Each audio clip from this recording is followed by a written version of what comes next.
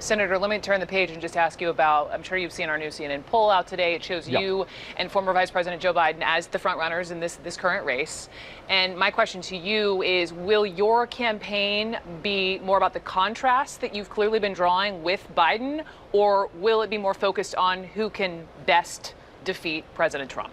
Well, I think both, to be honest with you. Look, in my view, Donald Trump is the most dangerous president in the modern history of this country. He's a pathological liar. He's a racist, a sexist, a homophobe, a xenophobe.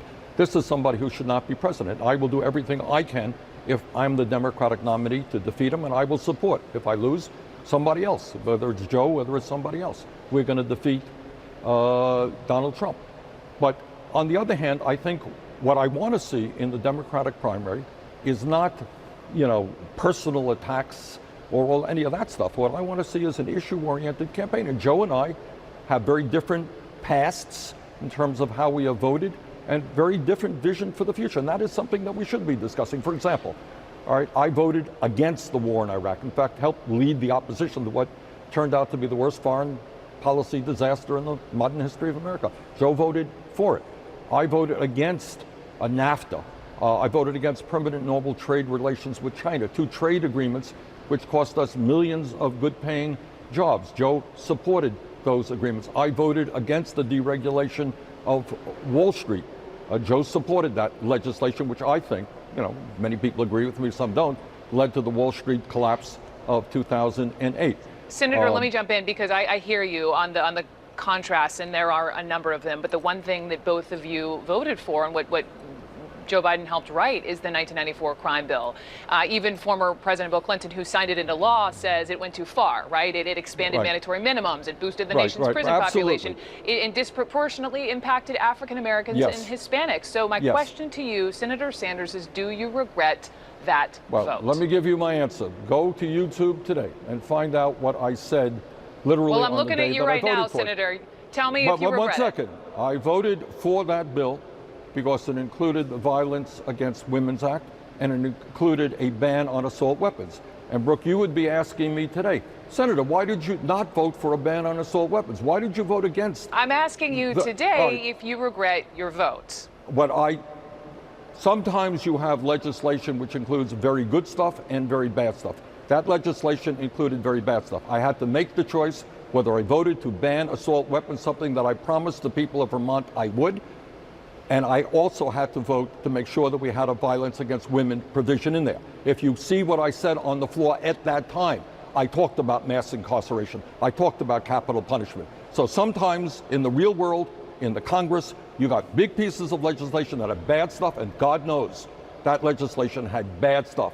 And right now I'm one of the leaders in the fight for criminal justice reform, so we don't have more people in jail than any other major country on earth. Check my record out. Speaking of jail, speaking of incarceration, I read your opinion piece. I mean, today you wrote this opinion piece, USA Today, everyone can go read it, on why you think felons deserve the right to vote. And you point out in the middle part through the piece that over 4.5 million Americans, disproportionately people of color, have lost their right to vote because they've served time. And so, Senator, on this issue, only 28% of Democrats or Democratic leaners say that this is very important to them, that the candidate that they support take this position. And I just wanted to ask you, why is this so important to you and your campaign? Well, Brooke, I think you know how politics works. I was asked that in a question. In fact, I didn't come up with it. It was asked the question, I gave an answer.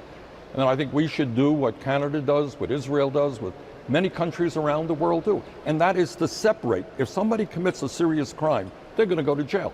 And if they're violent people, they may spend the rest of their lives in jail. That's the way it is. You pay a price when you commit a crime. But this is what I believe.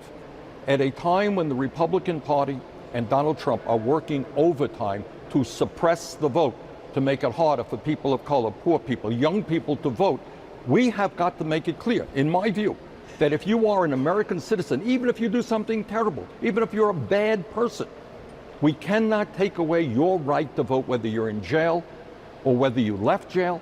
Clearly, what Republicans are doing is trying to deny people of color the right to vote.